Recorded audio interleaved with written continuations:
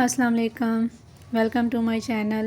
Video की शुरुआत करते हैं गुड़हल के बहुत ही खूबसूरत फ्लावर के साथ। आप देख सकते हैं कितना खूबसूरत इसका फ्लावर खिला है। काफ़ी टाइम से इसके फ्लावर जो हैं जैसे समर स्टार्ट हुआ है तो खिलना शुरू हुए हैं।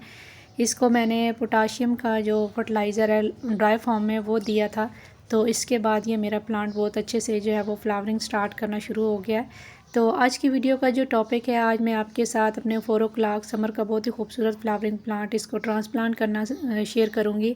इसकी मैंने सीडलिंग तैयार की है। ये वाइट कलर के प्लांट्स जो हैं वो निकले हैं, वाइट कलर के सीड्स मैंने लगाए थे फ्लावर्स के।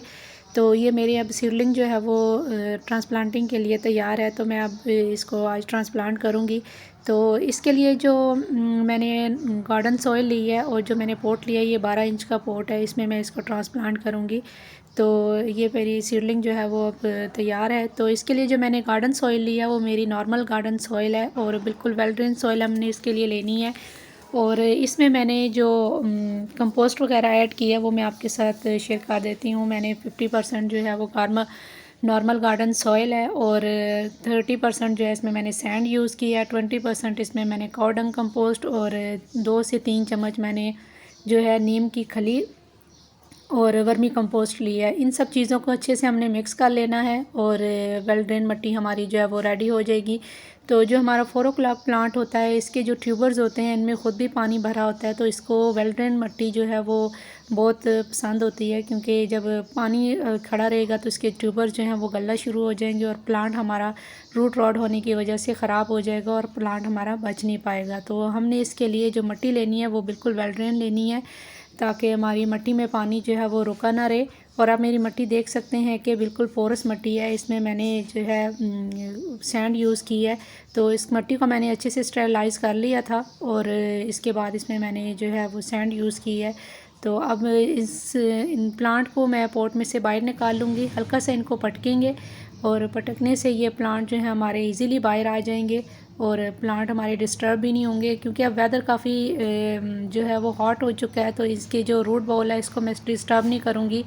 अगर हम इसके रूट बॉल को डिस्टर्ब कर देंगे तो हमारे प्लांट जो है वो फिर शॉक में आ जाएंगे। तो एज़ इट इज़ ही मैं प्लांट को अपने पॉट में शिफ्ट कर दूँगी, ताकि इनको कोई भी ट्रांसप्लांटिंग का शौक ना लगे।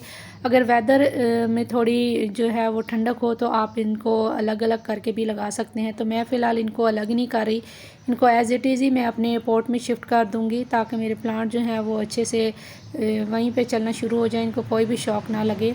तो मिट्टी मैं अपने पॉट में हाफ़ तक भर लूँगी, अपने इतनी भरनी है और आपने भी मिट्टी इतनी भरनी है कि आपका जो प्लांट है वो अच्छे से सेट हो जाए। ये देखिए मैंने इसको यहाँ पे रख दिया है अपने प्लांट्स को रूट बॉल समेत, और साइडों पे मिट्टी अच्छे से डाल देंगे ताकि जो एयर पॉकेट्स हैं वो अच्छे से निकल जाएं।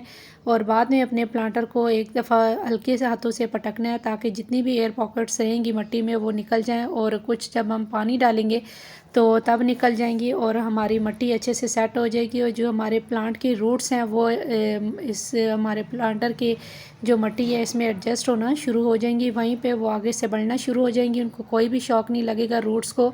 तो क्योंकि जब हमने इनको डैमेज नहीं किया तो रूट्स जो है वो वहीं से अपनी ग्रोथ जो है वो स्टार्ट कर लेंगी और इनको एक अच्छी एनर्जी वाली जो सॉइल है वो मिल गई है।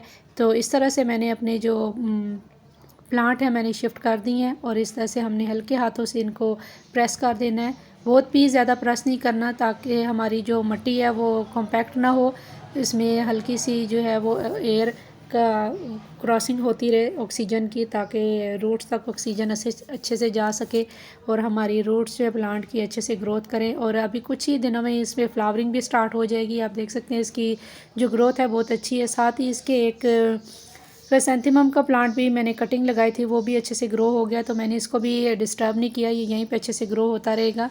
तो अब इसको हमने पानी दे देना है। तो पानी हमने पहली दफ़ा इतना देना है कि हमारे प्लांटर के बॉटम में से अच्छे से पानी एक दफ़ा निकल जाए। उसके बाद हमने सेकंड पानी तब देना है जब हमारी मिट्टी ऊपर से ड्राई होना शुरू हो जाए, तो फिर हम इसको पानी देंगे। और इसको इतना ज़्यादा पानी बिल्कुल भी पसंद नहीं है, इसकी मिट्टी में हल्की नमी बनी रहनी चाहिए, ह्यूमिडिटी वाली जगह इसको बहुत पसंद है इस प्लांट को। तो आपने इस तरह से अपने प्लांट को शिफ्ट कर लेना है। तो उम्मीद है कि आज की वीडियो आपको पसंद आई होगी। तो अगर आपको मेरी वीडियो पसंद आई है तो प्लीज़ मेरे चैनल को सब्सक्राइब और मेरी वीडियो को लाइक और शेयर ज़रूर कीजिएगा। फिर मिलेंगे, तब तक के लिए अल्लाह हाफिज़।